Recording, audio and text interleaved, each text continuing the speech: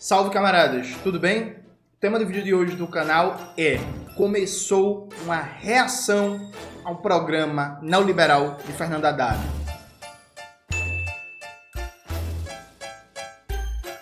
Antes de começar propriamente o tema do vídeo do canal, quero muito agradecer a você que ajuda a manter e melhorar nosso canal a partir do Apoia-se.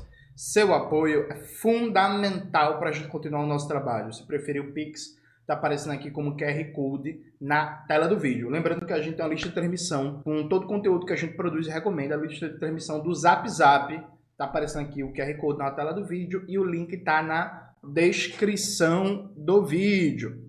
Camaradas, note, foi divulgado um manifesto que já conta com mais de 500 assinaturas. É um manifesto de sindicalistas, de militantes, de intelectuais, de parlamentares, de ex-ministros do governo Lula, que condena o pacote de ataques de corte de gastos que foi anunciado pelo ministro Fernando Haddad na entrevista com Mônica Bergamo durante o segundo turno das eleições. Veja, a gente já fez um vídeo aqui no canal analisando essa entrevista. O título do vídeo é Haddad diz que Faria Lima está certa. Coloca aí na tela, Maxwell, eu acho que o título é esse. Nessa entrevista, se eventualmente alguém que acompanha o canal não viu, o Haddad, repito, no meio do segundo turno, o Haddad dá uma entrevista para a Mônica Bergamo, fala que a prioridade do governo é cortar gastos, ataca o piso constitucional da saúde, o piso constitucional da educação, a valorização do salário mínimo e o BPC. Ainda critica o crescimento do valor do Fundeb, que a gente, vamos lembrar, viu, gente? A gente conseguiu renovar o Fundeb durante o governo Bolsonaro, né? O Paulo Guedes querendo cortar tudo, passar tesoura, a gente impôs uma derrota ao Paulo Guedes, ao Bolsonaro, renovou o Fundeb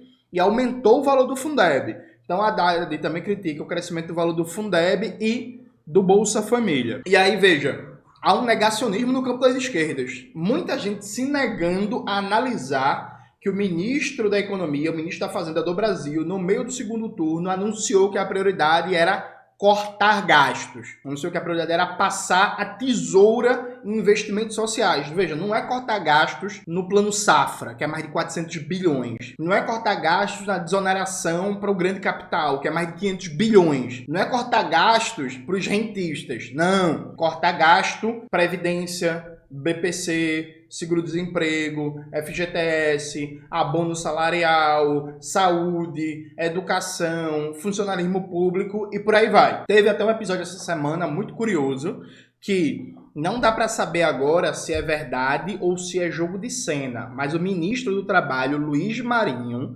ameaçou demissão caso mexa no FGTS e no seguro-desemprego. E aí o ministro dá uma fala contraditória, né? Ele diz que essa discussão de atacar o FGTS e o seguro-desemprego não existe, mas se existir, se mexer nisso, sem passar pelo ministério dele, ele se demite e ele reclama, dá uma indireta para o Haddad, bem direta, dizendo que tem que acabar com essa mania de ministro vazar estudo, né?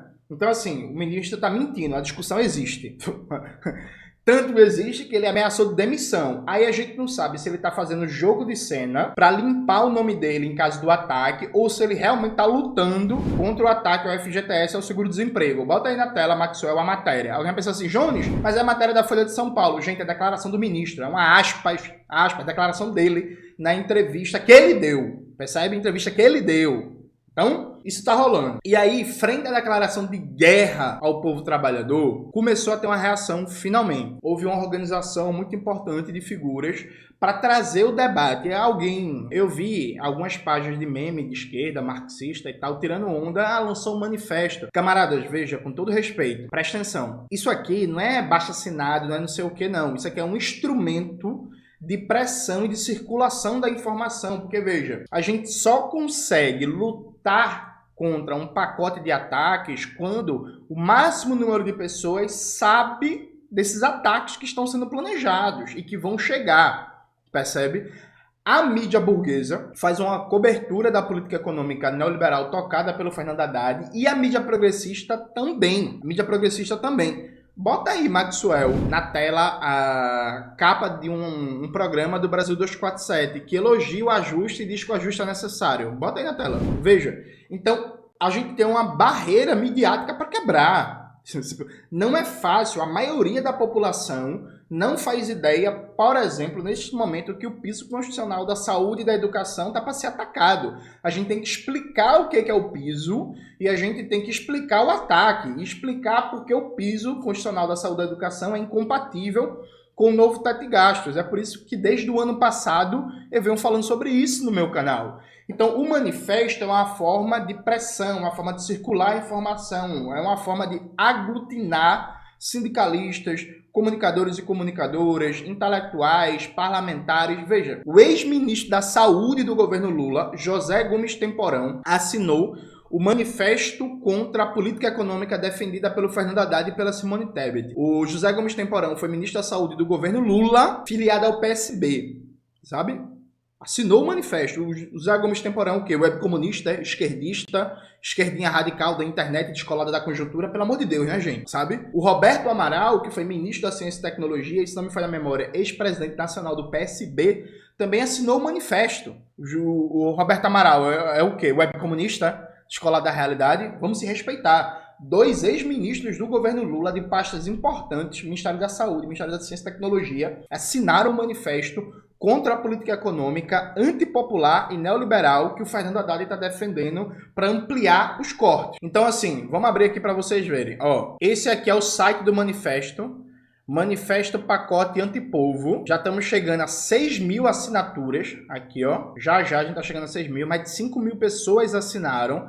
Aí você clica aqui e assina. Eu vou colocar na descrição do vídeo esse documento. É importante, gente. Assinem. Jogue grupo de Zap, na universidade, no trabalho, no grupo da academia, no grupo da família. Explica o que é o documento. Debate com as pessoas. Conversa. Manda esse vídeo. Explica que é um documento que quer pressionar o governo Lula a não operar uma política de cortes na saúde, na educação, na previdência social, na assistência social, no BPC, no benefício de prestação continuada. Se você conhece alguém que recebe o BPC, manda, explica, conversa, porque isso é um trabalho pedagógico de fazer a informação circular, beleza? Aliado a isso, aqui no site da revista Movimento, você já pode ver algumas pessoas que assinaram o manifesto, né? Aqui tem um texto completo do manifesto que eu não vou ler para vocês, que várias coisas eu já venho debatendo, colocando aqui no canal e tal. Vai estar no primeiro comentário do vídeo, o comentário fixo, vai estar lá o link para vocês lerem o texto completo e assinarem, por favor. Ficou bem didático, ficou bem objetivo o texto, ficou muito bom. E aqui tem o nome de algumas pessoas que já assinaram, né? Ricardo Antunes, Vladimir Safati, Marilda Vilena Yamamoto, todo mundo do serviço social conhece. José Gomes Temporão, ex-ministro da Saúde, Roberto Amaral, ex-ministro da Ciência e Tecnologia, Luciana Genro, deputada estadual e presidente da Fundação Lauro Campos, Luísa Erundina, Sâmia Bonfim, Fernanda Melchiona, Glauber Braga, Tarcísio Mota, Chico Alencar. Aí você está pensando assim, Jones, eu tô sentindo falta de alguns nomes de deputados do PSOL. Pois é, gente, o pastor Henrique Vieira e a deputada Erika Hilton não assinaram não, viu? Assinaram não, viu? Inclusive a deputada Erika Hilton nunca falou um A nas suas redes sociais, nas suas entrevistas, contra o novo teto de gastos, viu? Contra esse pacote de ataques à classe trabalhadora. É importante saber disso. Veja, eu vi um comentário dizendo assim, João, de volta e meia você critica a Erika Hilton. Eu critico porque eu espero muito dela. Porque ela é um fenômeno de comunicação. É uma pessoa muito bem articulada, que fala muito bem, que tem redes sociais muito boas. Do ponto de vista de comunicação, a Erika Hilton é de longe uma das melhores da esquerda brasileira. Ela é uma potência de comunicação, gente.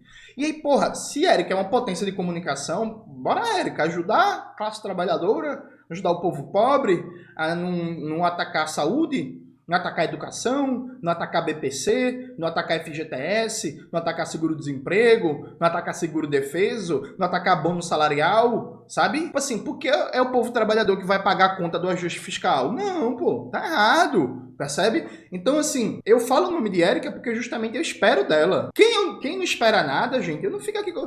Vocês já viram, por exemplo, eu cobrar o Gilmar Tato de tomar alguma ação de esquerda? Eu não acho que o Gilmar Tato é de esquerda. Gilmar Tato deu uma entrevista pro The Intercept dizendo que o erro do PT foi não ter apoiado Ricardo Nunes. É o Gilmar Tato, tá ligado? Enfim, vocês acham que eu vou cobrar o quê? O Wellington Quaquá, de Maricá? O Wellington Quaquá eu vou só denunciar. Denunciar que ele é um cara direitista, cheio de posição reacionária. Mas pessoas, algumas delas eu espero alguma coisa, porque tem uma história importante, tem uma trajetória importante. O pastor Henrique Vieira, por exemplo, é um ótimo quadro político. É um cara que eu já tive a oportunidade de debater com ele. É um cara que, inclusive, eu tenho uma admiração sobre vários aspectos.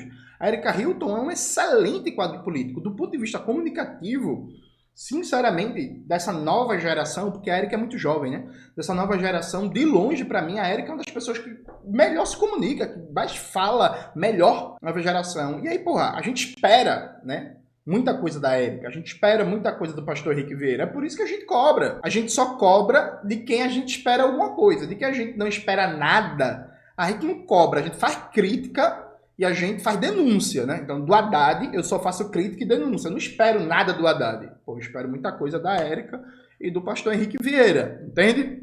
Vamos lá. E aí, o Roberto Rombon, Sara Granman, todo mundo que é do serviço social também conhece muito. Muita gente. Marco Aurélio Santana, a galera da Sociologia também conhece muito. Professor Pedro Paulo Bastos, da Economia da Unicamp, que é um grande pensador.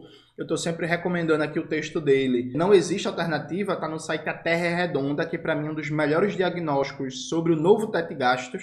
Coloca aí na tela, Maxwell, o texto dele, por favor. Assim, vale muito a pena todo mundo ler, sabe? A Camila Valadão, deputada estadual pelo Espírito Santo, que eu conheci recentemente quando estive lá no Espírito Santo. Um abraço para a Camila, uma grande deputada, uma grande militante. Mônica Seixas, deputada estadual pelo PSOL São Paulo.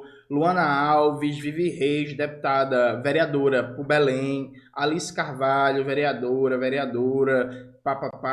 Luciana Boatex, vereadora pelo Rio de Janeiro. E aí, gente, ó, vai Milton Temer, meu querido amigo Milton Temer. Ó, eu aqui, ó.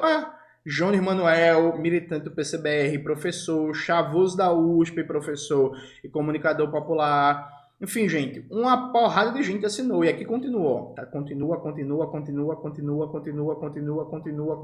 e vai ao infinito. Então é muito importante a gente divulgar esse texto, fazer circular, aumentar a pressão. E aí já vou adiantar um ponto para vocês. Segunda-feira, 8 horas da manhã, estarei no ICL para falar sobre o manifesto e debater a resistência a esta política econômica com o meu querido amigo Eduardo Moreira. Então, segunda-feira, 8 horas da manhã, gente, todo mundo lá no ICL. Todo mundo lá no ICL, por favor, beleza? E aí, quero mostrar uma coisa para vocês. Veja como é grave o que a gente tá falando. Saiu hoje uma matéria no Globo que diz assim, ó: Haddad diz entender inquietação do mercado e que vai apresentar cortes para manter contas sob controle. Então, primeiro Haddad disse que a Faria Lima está certa, agora Haddad diz que o mercado está certo de estar inquieto. Gente, pelo amor de Deus, gente. Sabe? Pelo amor de Deus. Vamos lá. E presta atenção, gente. Ah, Jones está usando mídia burguesa. Gente, é aspas do ministro. É uma coletiva de imprensa. Ele falou, e aí a matéria tem as aspas dele, tem o vídeo, inclusive, aqui, ó. Quem quiser assistir o vídeo, tá aqui o vídeo, viu? Com as falas dele. Eu não vou botar o vídeo, não, porque eu prefiro ler trechos, que é mais importante pro objetivo da gente. Mas não tem nenhuma mentira no que tá aqui nas aspas, não. Tudo que tá aqui o ministro falou. Presta atenção. O ministro da Fazenda, Fernando Haddad, afirmou nesta quarta-feira que entende a inquietação do mercado sobre o risco fiscal de descontrole das contas. Ele acrescentou que a equipe econômica apresentará proposta de cortes de gastos obrigatórios para manter o arcabouço fiscal operando. Ele ainda não antecipou quais serão as medidas, mas indicou que elas poderão ser apresentadas na próxima semana por meio de PEC. Gente, o que é uma PEC?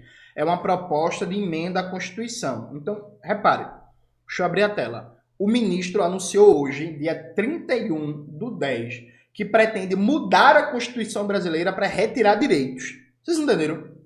O ministro Fernando Haddad anunciou hoje, dia 31/10 de 2024, numa coletiva de imprensa, que pretende enviar uma PEC, uma proposta de emenda à Constituição, para mexer na Constituição brasileira e tirar direitos da classe trabalhadora. Gente, vocês votaram no Lula para isso em 2022? O Lula, em 2022, prometeu que ia mexer na Constituição para retirar direitos da classe trabalhadora. Tipo assim, gente, pelo amor de Deus, isso é um absurdo ou não? Aí veja, ninguém sabe o conteúdo dessa PEC. Quando o conteúdo da PEC for apresentada, provavelmente vai transitar em regime de urgência. Em menos de um mês está aprovado, dá nem para debater, dá nem para conhecer direito o que foi aprovado e lapada no lombo da classe trabalhadora, gente. Pelo amor de Deus, sabe?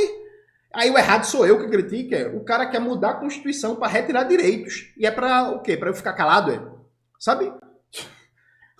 Pelo amor de Deus, gente, não é possível que vocês vão naturalizar isso, não. Não é possível que você não ache isso um absurdo. Aí Veja fala, até entendo a inquietação, mas é que tem gente especulando em torno das coisas. De repente, assim o jeito que eu falo, tem coisas absurdas assim que as pessoas falam no jornal. O meu trabalho é tentar entregar a melhor redação possível para que haja compreensão do Congresso da situação do mundo e do Brasil, declarou o ministro.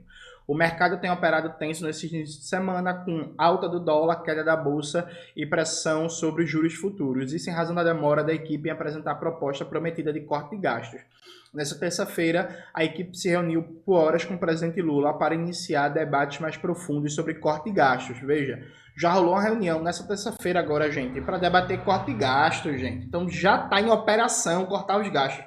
Tem gente meio oportunista, inclusive gente dentro do PSOL, que está contra o manifesto, que falou assim, esses parlamentares que assinaram o manifesto, o governo nem divulgou qual é a proposta de corte de gastos, eles já estão contra. Claro, porra, é para esperar o que? A lapada vinha para se manifestar?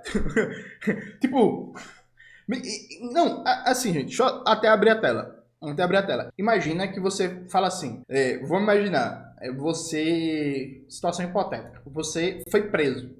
Você foi preso por uma gangue. Aí, a gangue, aparece um cara com um chicote dizendo que vai lhe dar chicotada. Aí, na lógica da galera, é assim. Você não pode reagir, você não pode reclamar, você não pode tentar fugir, porque a primeira chicotada não veio. Você espera vir a primeira chicotada para você fazer alguma coisa. Faz sentido isso. O governo, o ministro Fernando Haddad, está dizendo que vai vir a lapada no lombo da classe trabalhadora. Aí é para a gente ficar calado, esperar a lapada ser aprovada. Não é para reagir antes, não, para combater a lapada, para impedir que o ataque venha. Tipo, pelo amor de Deus, sabe? Gente, assim, vou confessar a vocês, está muito difícil, viu? O momento desabafa aí. Coloca uma música triste aí de fundo, Maxwell, porque assim, tá muito difícil, porque o beabá da política, de maneira oportunista e cínica, tem gente que tá esquecendo, né? Se o governo diz que a linha política é cortar gastos, é cortar direitos, é cortar dinheiro que vai para políticas públicas para a classe trabalhadora, a despeito das medidas, a linha política em si já está errada. A gente tem que enfrentar a linha política em si. Aí beleza, vamos ver as medidas quando o governo apresentar o pacote de corte de gastos no lombo da classe trabalhadora, em si está errado. Sabe? Como é que é isso, gente? Pelo amor de Deus. Aí não, você só pode abrir a boca depois que você souber a forma da lapada. Mas enquanto não levar a primeira lapada, não pode reagir, não. Sabe? Enfim, seria bom às vezes se as pessoas se respeitassem. Sabe? É isso que eu acho. Vamos lá. Segundo Haddad, houve uma convergência importante com a Casa Civil sobre quais medidas serão apresentadas. A explicação é que, sem limitação das despesas, há risco do fim do arcabouço fiscal nos próximos anos, o que elevaria ainda mais a dívida pública. Isso aqui é mentira, mas assim, desde o começo, eu disse a vocês que o novo teto de gastos, o arcabouço fiscal, era incompatível com o piso constitucional da saúde e da educação, incompatível com a valorização do salário mínimo, incompatível com a previdência social, sabe? Incompatível. Vamos lá. Aí, olha aqui uma ideia da proposta. A dinâmica das despesas obrigatórias tem que caber dentro do arcabouço. A ideia é fazer com que as partes não comprometam o todo que o arcabouço tem, a sustentabilidade de médio e longo prazo. Ou seja, basicamente o Haddad vai querer, dentre outras coisas, atacar o piso constitucional da saúde e da educação para fazer caber dentro do novo teto de gastos, sabe? E aí, outra matéria, aqui ó. Governo avalia limite global para despesas obrigatórias com contenção de gatilho. Mas, gente, não é despesa com juros da dívida pública não, viu? Que isso aí, ano passado deu mais de 700 bilhões. Essa despesa, que é o gasto financeiro do Estado, tá livre. O governo Lula só quer atacar o gasto primário do Estado, né? que é o gasto com saúde, com educação, com infraestrutura, com ciência e tecnologia, com assistência social, com previdência social, com proteção ao meio ambiente, com combate ao racismo, com cultura, com tudo. Perfeito? E aqui, veja. Ó, gente, aqui é só reiniciar e apertar o ESC, viu? Que volta o texto. Equipe econômica do governo de Luiz Inácio Lula da Silva avalia criar um limite global para as despesas obrigatórias, que seguiria o mesmo índice de correção do arcabouço fiscal, expansão de 2,5 acima da inflação. Isso, gente, é 2,5 no máximo, viu? O novo teto de gastos, ele tem um piso de crescimento dos gastos públicos de 0,6% ao ano e um teto de 2,5% se tudo der certo. Na maioria dos anos, esse teto não vai ser cumprido. Massa? Aí veja, gente, a gente precisa lutar contra esse pacote. Porque, veja, o que é que está em questão? O que é que está em questão? O governo Lula, ele traiu suas promessas de campanha e impôs um novo teto de gastos. O novo teto de gastos, para funcionar, tem que ter corte de gastos. Veja, mentiram para você em 2023. Mentiram para você em 2023 e em 2024, dizendo que o ajuste fiscal que a Haddad defende é um ajuste na receita e não na despesa. Isso sempre foi mentira. Teve gente, inclusive, que mentiu sobre isso e ganhou cargo. Tudo certo, mas sempre foi mentira. E agora a conta está chegando. A burguesia, né, os bancos, os especuladores, os fundos de investimento estão cobrando agora um corte brutal nas despesas públicas que atendem a classe trabalhadora, né, nos gastos sociais, nos investimentos sociais, perfeito? A questão é o seguinte, a gente tem que lutar para derrotar essa saída. O governo Lula arrume outra. O governo Lula se impôs uma camisa de força, que foi o novo teto de gastos. Não foi o Congresso, foi escolha do governo. Escolha do governo, já argumentei isso largamente no canal, né? Foi escolha do governo. E aí, gente, a gente tem que derrotar essa política porque o governo Lula que escolhe outro caminho. O caminho não pode ser o ajuste no lombo do povo trabalhador. Tem que seguir outro caminho, meu parceiro. É isso, não vai ser no lombo da gente, não.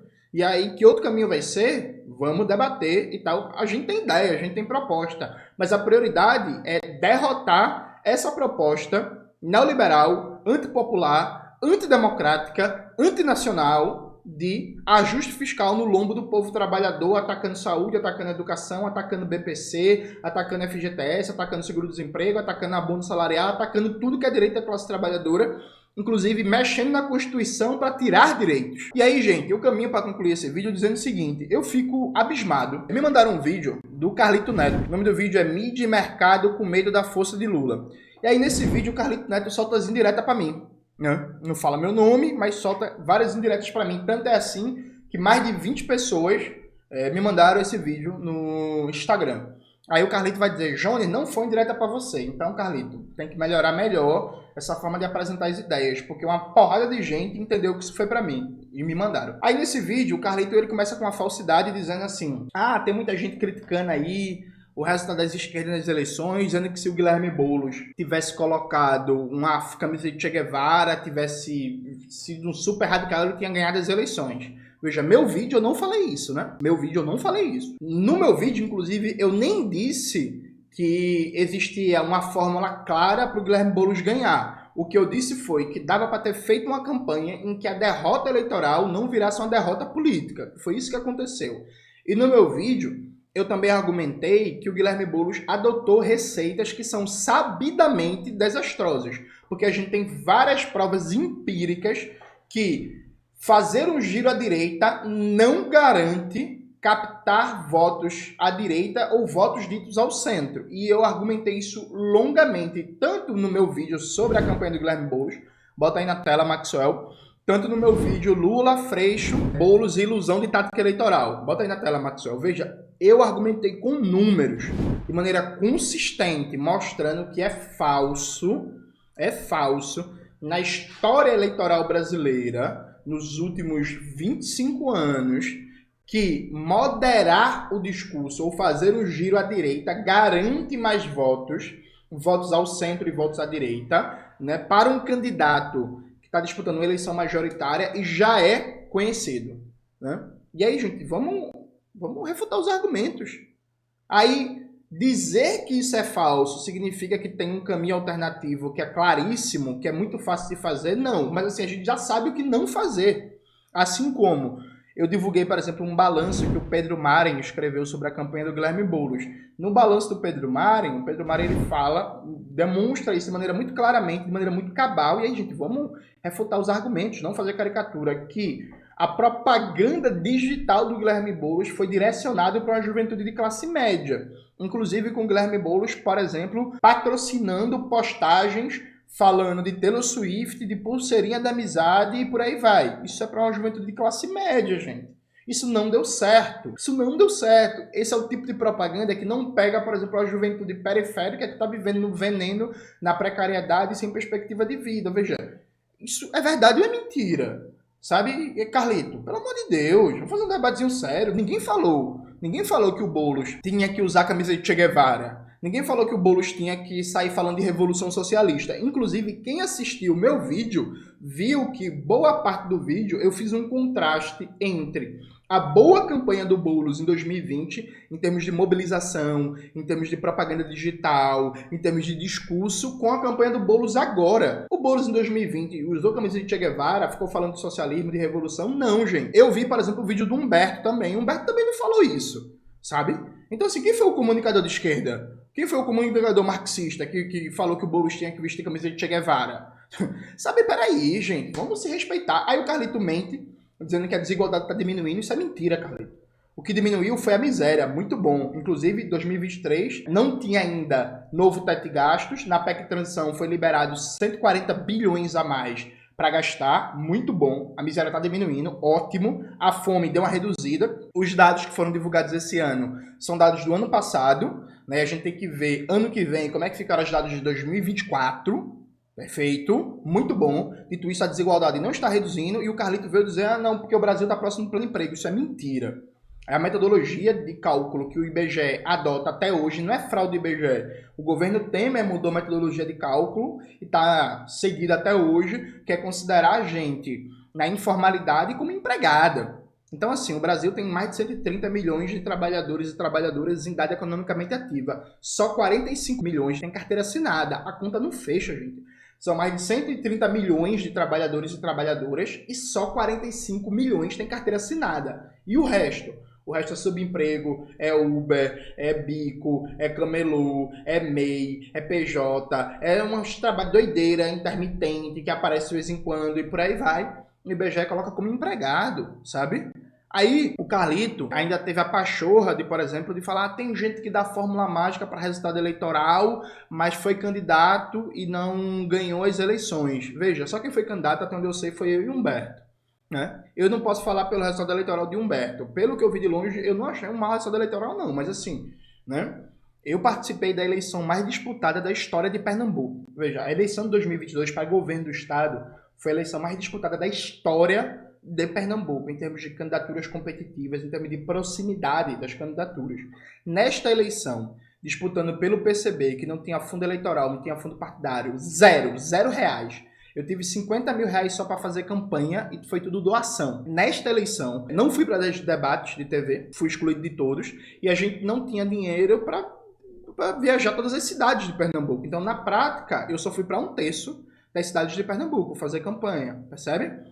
Nesta eleição, eu tive 3 vezes mais votos que a candidatura do PSOL, que teve 500 mil reais para fazer campanha, foi para todos os debates eleitorais, perfeito? E eu tive 4 vezes mais votos que o pastor Wellington, um reacionário, que teve mais de 400 mil reais para fazer campanha e que foi para todos os debates, sabe? Quando acabou a eleição, o resultado eleitoral foi tão bom, inclusive, Carlito, que quando eu fui expulso do PCB, eu recebi vários convites de partidos burgueses, de partidos ditos progressistas, para me filiar, né? Para me filiar, porque todo mundo queria me lançar candidato a vereador nessa eleição.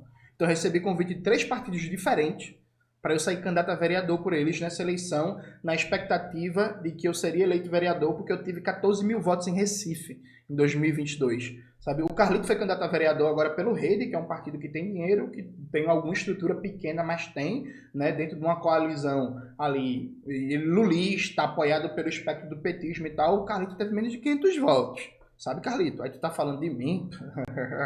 A visão de todo mundo que disputa a campanha eleitoral é que eu tive uma ótima votação sendo candidato pelo PCB. aquela conjuntura, sem dinheiro. Porque se eu tivesse no mínimo R$100 mil para fazer campanha, daria para ter ido para todos os municípios, por exemplo, de Pernambuco. Ainda faltaria dinheiro para material, para estrutura, mas no mínimo daria para ter ido para todos os municípios. A gente só conseguiu ir para 1/3 dos municípios do estado, sabe? E mesmo assim, né, tive, por exemplo, 3 vezes mais votos que o pessoal. Perfeito? Tive mais de 3 vezes mais votos que um pastor com igreja, com dinheiro, indo para todos os debates, né? Então, assim, eu acho que, inclusive, a minha tática deu certo em vários aspectos, né?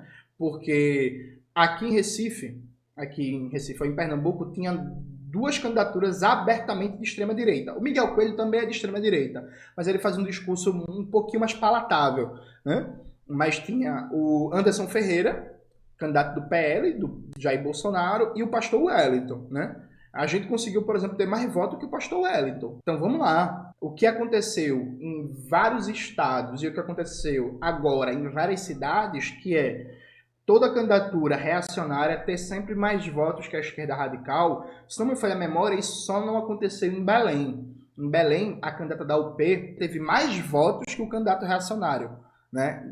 Que é ou do Novo, ou do PRTB, alguma coisa assim. Então, em Belém, por exemplo, a candidatura de esquerda radical teve mais votos do que a candidatura reacionária. Isso, infelizmente, ainda é raridade no Brasil. Na maioria das vezes, as candidaturas do PRTB, do Novo, do Partido da Mulher Brasileira, dessas merdas, vem tendo mais votos do que a candidatura da UP, do PSTU, do PCB, do PCO e tal. Aqui em Pernambuco não, viu? Sabe? Aqui em Pernambuco não. Eu tive mais de 3 vezes mais votos que a candidatura reacionária de um pastor com dinheiro, com igreja, com tempo de TV. Então assim, Carlito,